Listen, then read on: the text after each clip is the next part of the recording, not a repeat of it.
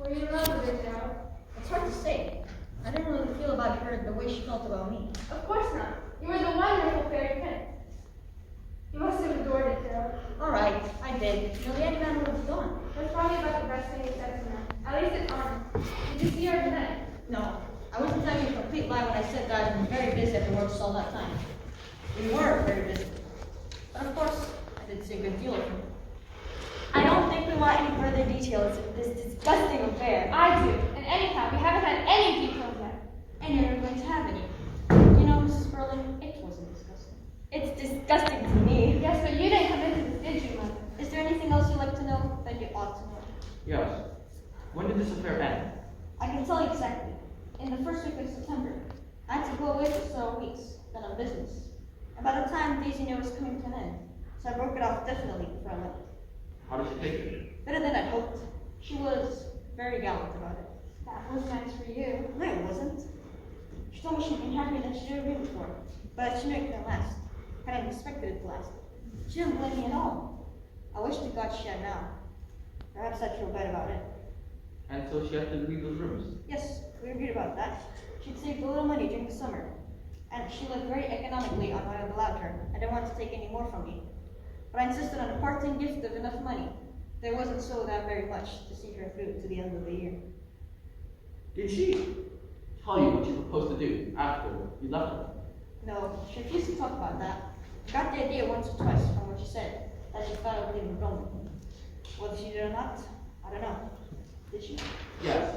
She went away for about 2 months to some seaside place. By herself? Yes.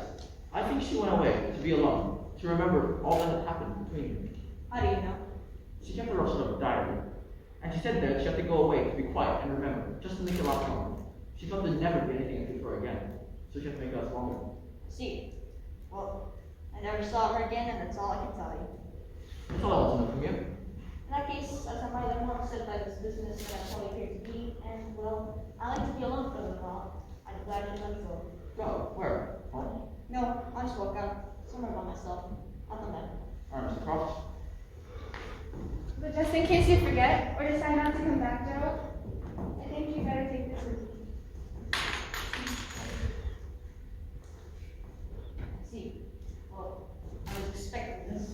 I don't dislike you as I did half an hour ago, Joe. You and I are the same people who sat down to dinner. You have to start all over again, getting to know each other. No, shit. I'm not defending him. But you must understand that a lot of young men. Don't interfere with this, Father. Joe knows what I mean, and you apparently know. Yes, I know what you mean. But I'm coming back to find it.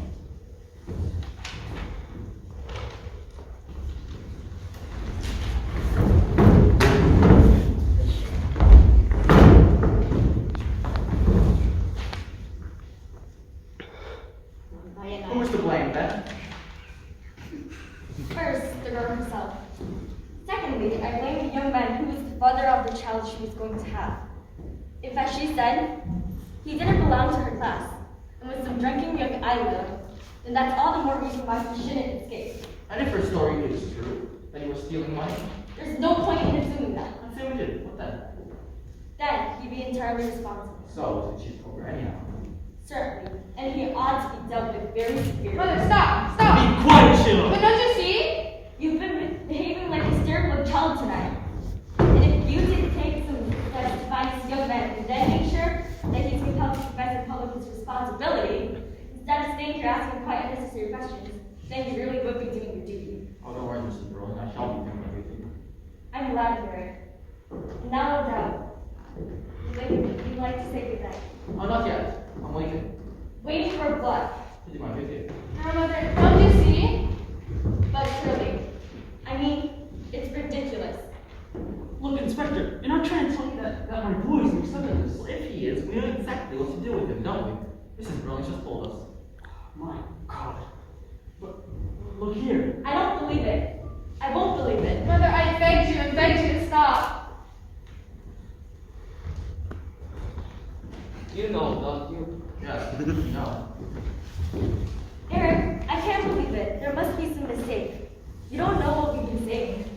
It's a good job for him he doesn't, isn't it? What? Because Mother's been busy blaming everything on the young man who got this girl into trouble, and saying he shouldn't escape and should be made an example. That's enough, Sheila. You haven't made it any easier that for me. Have you about that? Well, I didn't know it was you. I never did. Besides, you're not that type. You don't get drunk. Of course he does. I told you he did. You told her? Why, you little snake? No, it's not fair. I could have told her months ago, but of course I didn't. I only told her tonight because I knew everything was coming out. It was simply bound to come out tonight. So I thought she might as well know in advance. I've already been through it. Don't forget. Sheila, I simply don't understand your attitude. Neither do I. If you had any sense Just of a moment, Mr. Burling. There were plenty of times that I've gone and I'm done. We also just renewed family relationship. But now I must hear what your son has to tell me. And I'll be obliged if you let me go on without any further instructions. Could I have a drink first? No! Yes. I know. He's your son and this is your house. Look at him. Alright, go on. I understand a lot of things that I can't understand. Don't get started on that. I want to get on. Where did you first meet this girl? One night, last November, Where did you meet her? in the bar bar. I've been there an hour or so with 2 or 3 shots. I was a bit stupid. What happened then? I began talking to her and served her a few drinks. I was rather gone by that time. We had to go. Was she drunk too? She told me afterward that she was a bit reflected because she had not had that much to eat that day. Had she gone there to solicit? No, she hadn't. She wasn't that such but well, I suppose she didn't know what to do. There was some woman who wanted her to go there. I never quite understood about that. So you were with her to the lodgings that night? Yes, I insisted. It seems. I'm not very clear about it. But afterwards she told me she didn't want me to go in. But that, well, I was in the city when one of these little messy and I traded to make a roll. And so she let you in? Yes, and that's when it happened. And I didn't even remember. That's a fact. Oh my god, how stupid it all is. Oh, Eric, how could you? Well, what are you going to do? Never chief constable, Colonel Roberts. Careful what you say, dear. Of course. 1571. Introduce anyhow, I've had my suspicions all along. Roberts, please. Mr. Arthur Williams. Oh, Roberts, Willie. Sorry to bring you up so late, but think you'll mention Inspector Gould has some good stuff here. Gould, G-O-O-L-E. I mean, man. He's tall, he has black hair, and he wears glasses. I see. Yes? Well, that sounds good. No, just a little party and we were having here. Good night. There's nobody who even looks like the man who came here. That man definitely wasn't a police inspector at all. After all, say, he did not. Well, he expected us, alright. Don't let's start dodging pretending now. Between us, he drove that girl to suicide. Did we? Who said so? Because I say, there's no more than real evidence that that chap was a police inspector. Of course there is. No, there isn't. Look at it. A man comes here pretending to be a police officer. It's a hoax of some kind. Now what does he do? Very artfully to pick some bits of information that he did. There and here. He bluffs into confessing them all been mixed up in this girl's life one way or another. And so we have. How do you know it's the same girl? Now wait a minute. Let's see how that would work now. No one could. We all admitted it. Alright, you all admit it's something to do with the girl. How do you know it's the same girl? Look here, Mr. Berlin. It's like a girl called Eva Smith. You've forgotten, but he shows you a photograph of her, then you remember, right? Yes, that was straightforward enough. But what then? Well, then he happens to know that Sheila once had a goat staff from a Millward shop. He tells us it's the same Eva Smith, and he shows her a photograph that she remembers. Yes, same photograph. How do you know it's the same photograph? Did you see the one your father looked at? No, I didn't. And did he see the one the inspector showed you? No, he didn't. I see what you mean. With no proof it was the same photograph, and therefore no proof it was the same girl. Now take me. I never saw a photograph. Remember, he cut me out by suddenly announcing this girl changed her name to Daisy Renson. I gave myself away at once because I knew it as Daisy Renson. And there wasn't the slightest proof that this Daisy Renton was really Eva Smith. Exactly. We've only used his word for it, and we've known his word for it that he was a police inspector, and we know he was lying, so he could have been lying all the time. Exactly. Probably was. Now what happened after I left? I was upset because Eric had left the house, and this man said if Eric didn't come back, he had to go and find him. Well, that made me feel worse still, and his manner was so severe, and he seemed so confident. Then quite suddenly he said I'd seen Eva Smith only 2 weeks ago. Those were his exact words. And like a fool, I said, yes, I had. I don't see now why you did that. She didn't call herself Eva Smith when she came to see you, Antigone, did she? No, of course she didn't, and I ought to have said so. But feeling so worried when he suddenly turned on me with those questions, I answered more or less as he wanted me to answer. But Mother, don't forget that he showed you a photograph of the girl before that, and you obviously recognized her. Did anyone else see the photograph? No, he showed it only to me. Then don't you see, there's still no proof it was really the same girl.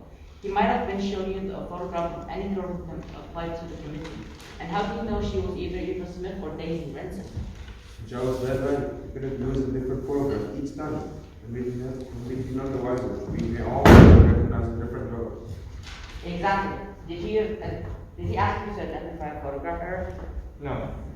He didn't need a photograph by the time he got around to it. But obviously, it must have been the girl I knew who went round to see Mother. Why must it? She said she needs help because she wouldn't take any more stolen money. And the girl I knew had already told me that. Even then, that doesn't make any nonsense. I don't see much nonsense in here. About it when a girl goes and kills herself. You may be getting yourself out nicely, but I can't. No one can matter. We did it all right. Don't be in such a hurry to put yourself into court. That interview with their mother could have been just as much for a job, like all this police inspector. The whole damn thing could have been just a piece of bluff. How can it? The girl's dead, isn't she? But what girl? But what girl? There were probably 4 or 5 different girls. It doesn't matter to me. The one I knew is dead. Is she? How do you know she is? That's right, you got it. How do you know any girl killed herself today? Now, answer that one. But, look here. It all began with that. That doesn't mean it's true. As a matter of fact, it didn't begin with that. It began with this fellow announcing himself as the police inspector. And we know now he wasn't. Just somebody hoaxing us. I see what you mean. But for all that, I wouldn't be too sure about the hoax part. He didn't look like a hoaxer to me. Of course he did. Otherwise, he'd been wasting his time. He had to give an impressive performance. He didn't deceive you. Well, perhaps not, but look at it from his point of view. We're having a little celebration here and feeling rather pleased with ourselves. Now, he has to work his trick on us. Well, the first thing he has to do is to give us such a shock that after that, he can bluff us all the time. So he starts right off. A girl has just died in the infirmary. She drank some strong disinfectant. Died in agony. Alright. Don't tell There you are, you see? Just repeating it Shakespeare there. And that's what he had to do, shake his head once. And then start questioning us until we didn't know where we were. Oh, let's admit that. He took us all around. He had the laugh on us. He could have lined his head off. If I knew it really was like a hoax. I'm convinced it is. No police inquiry, no one knows that all this happened to, no You scandal. know suicide? We can tell that one. How? By pulling up the infirmary. Either there's a dead girl there, or there's... It would look a bit weird, wouldn't it? Ending up at this time of the night. I don't mind doing it, mind you. May have been a girl there who committed suicide, and there may have been this fellow giving the idea of coming here and frightening us. But even if there is, we have no way of knowing it is the same one who we've been talking about tonight. And if there isn't, And then obviously, that's the final and definite truth about the whole thing itself, and then we'll see.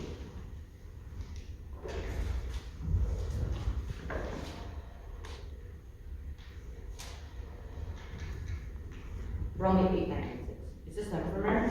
This is Gerald Crawford Limited. Yes. We're rather worried about one of our employees. Have you had a girl brought in this afternoon who committed suicide by drinking disinfectant warning suicide? Yes, I'll wait. Yes? You're certain of that? I see. Well, thank you very much. Good night. No girl has died in there tonight. No girl has been brought in after drinking disinfectant. They haven't had a suicide for months. There you are, proof positively. The whole story is just a lot of moonshine. Nothing but an elaborate setup. Nobody likes to be sold as valuing as that, but for all that, what are the leaves? Gerald, a drink. Thanks. I could have just do with one now. And I must say, Gerald, you everything very cleverly, and I'm most grateful. Well, you see, while I was out for a walk, I tend to cool this off and things up a little.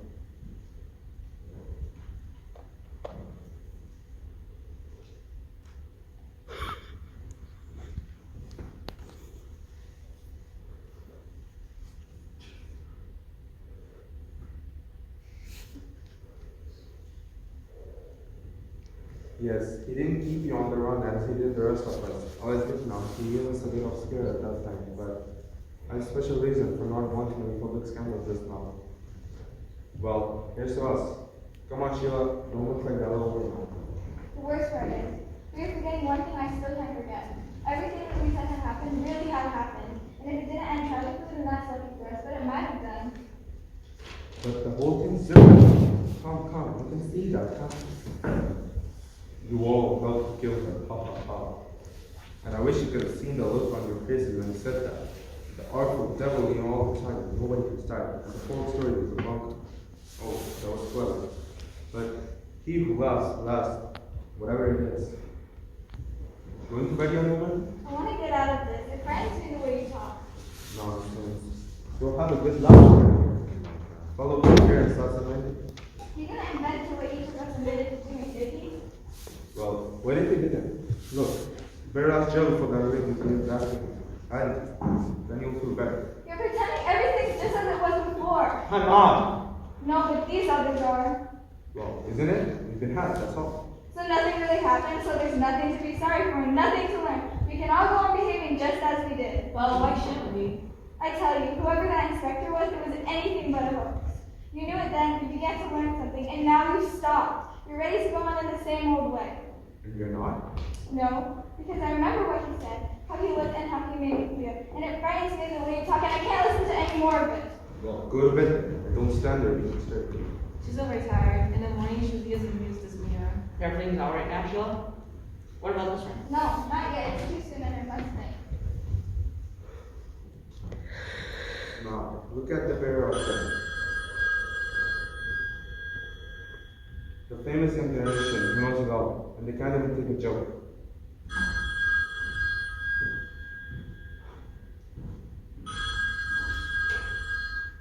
Yes? Mr. Brolin speaking. What? Here. That was the police. A girl has just died. On her way to the infirmary. After swallowing some disinfectant. And the police inspector is on his way here to ask some questions.